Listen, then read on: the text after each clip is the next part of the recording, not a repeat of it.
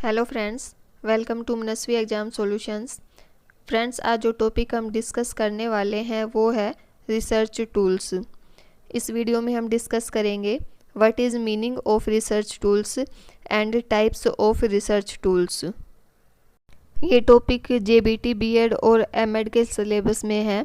साथ ही जो student net education subject से तैयारी कर रहे हैं उनके लिए ये एक इम्पोर्टेंट टॉपिक है।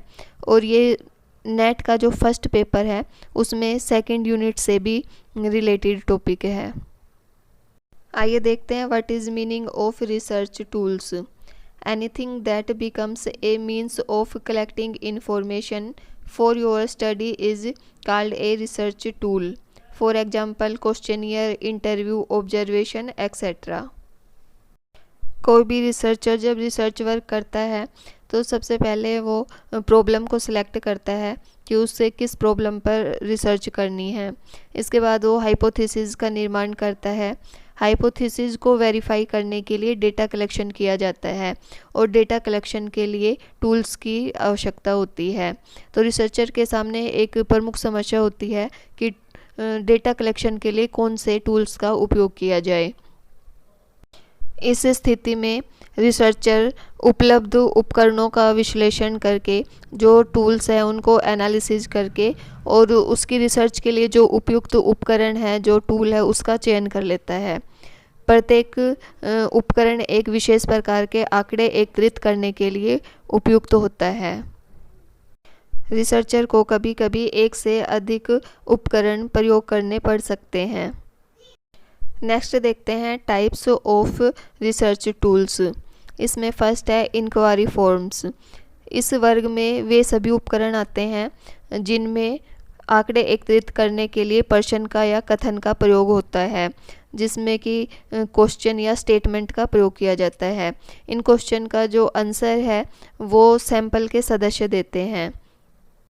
इस वर्ग में निम्नलिखित उपकरण आते हैं: questionnaire, schedule, checklist, rating scale and score cards.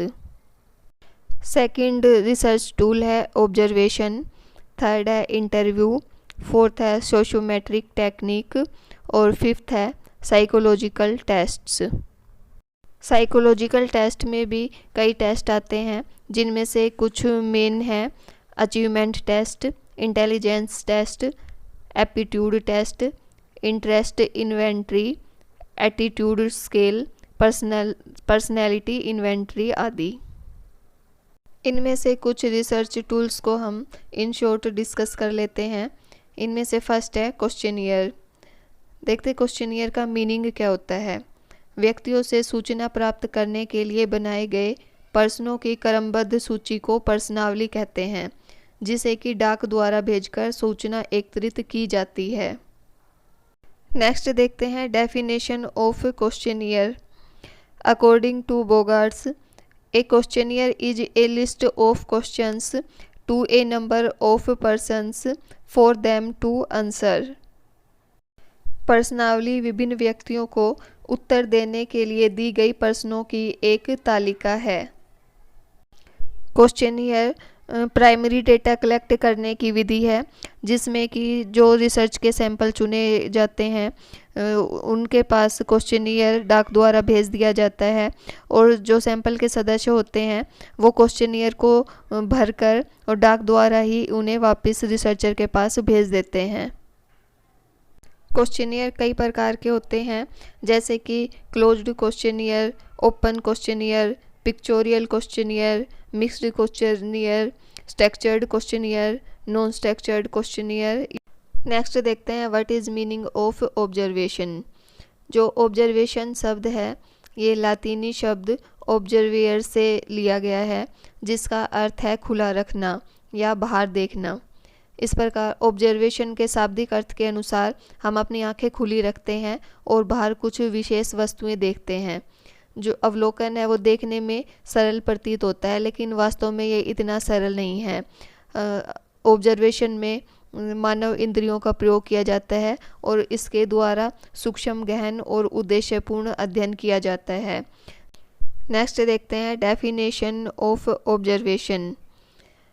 PV young के अनुसार अवलोकन स्वतः विकसित घटनाओं का उनके घटित होने के समय ही अपने नेत्रों के द्वारा व्यवस्थित तथा जानबूझकर किया गया अध्ययन है।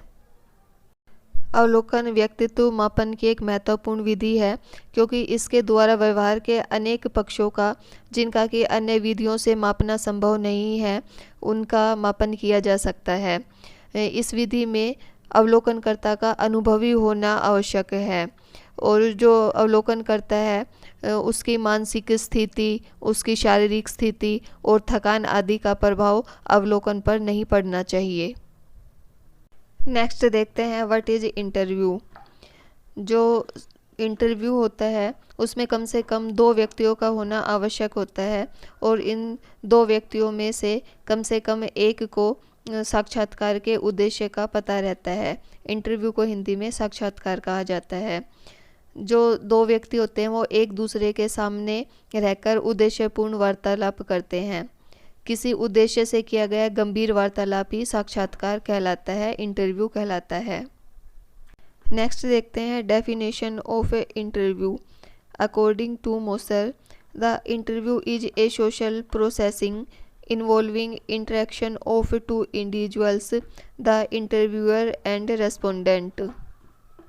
टाइप्स ऑफ इंटरव्यू की बात की जाए तो इंटरव्यू कई टाइप के होते हैं, लेकिन इसके मेन 2 टाइप्स हैं, जिनमें से फर्स्ट है स्ट्रक्चर्ड इंटरव्यू एंड सेकंड है अनस्ट्रक्चर्ड इंटरव्यू।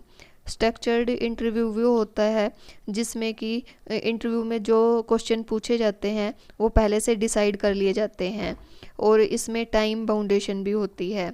जो अनस्ट्रक्चर्ड इंटरव्यू होता है उसमें प्रश्नों की संख्या को घटाया बढ़ाया जा सकता है, और साक्षात्कारकर्ता समस्या से संबंधित प्रश्न पूछने के लिए स्वतंत्र होता है। नेक्स्ट है सोशियोमेट्री, जिसको हिंदी में समाजमिति कहा जाता है। शैक्षिक मनोविज्ञान की समाजमिति विद्यार्थियों के मध्य अंतर संबंधों को ज्ञात करने के लिए मूल्यांकन का एक महत्वपूर्ण उपकरण है। इसके द्वारा यह पता लगाया जा सकता है कि कोई व्यक्ति या कोई स्टूडेंट ग्रुप में कितना लोकप्रिय है, पॉपुलर है, या ग्रुप में कितना एकांकी है। इसके लिए समाजमिति उपकरण सोशियोग्राम बनाया जाता है। नेक्स्ट है साइकोलॉजिकल टेस्ट, मनोवैज्ञानिक परीक्षण। जो मनोवैज्ञानिक परीक्षण है इसके द्वारा मानव व्यवहार के विभिन्न पहलुओं जैसे कि योग्यताएं, क्षमताएं, उपलब्धियां, रुचियां आदि से संबंधित डेटा कलेक्ट किया जाता है। ये टेस्ट व्यक्ति को समझने में और समूह में उसकी तुलना करने में सहायक होते हैं। मन के अनुसार मनोवैज्ञानिक परीक्षण की डेफिनेशन है, परीक्षण वह परीक्षा है जो किसी समूह से संबंधित व्यक्ति की बुद्धि, व्यक्तित्व, अभिक्षमता एवं उपलब्धि को व्यक्त करती है। Test is an examination to reveal the relative standing of an individual in the group with respect to intelligence, personality, attitude और अचीवमेंट। नेक्स्ट देखते हैं कि एक अच्छे अनुसंधान उपकरण की क्या विशेषताएं होनी चाहिए। General qualities of research tools. इसमें फर्स्ट है रिलायबिलिटी ऑफ द टूल्स, कि रिसर्चर के द्वारा जो भी टूल यूज किया जा रहा है वो रिलायबल होना चाहिए। Objectivity of the tools.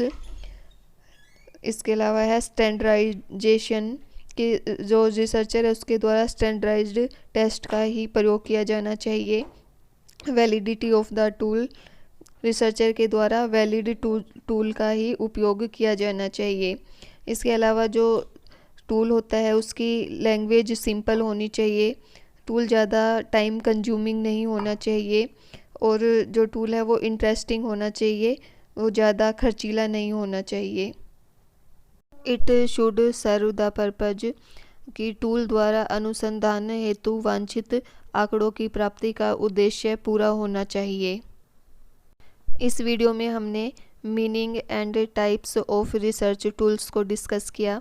I hope ये वीडियो आपके लिए हेल्पफुल होगी। यदि वीडियो हेल्पफुल लगी हो तो इसे लाइक कीजिए, शेयर कीजिए, and for more educational videos मेरे चैनल को सब्सक्राइब कीजिए। जो साथ में बेल है उसे भी प्रेस कीजिए ताकि आगे आने वाली वीडियो का नोटिफिकेशन भी आपको मिलता रहे। Thanks for watching my video.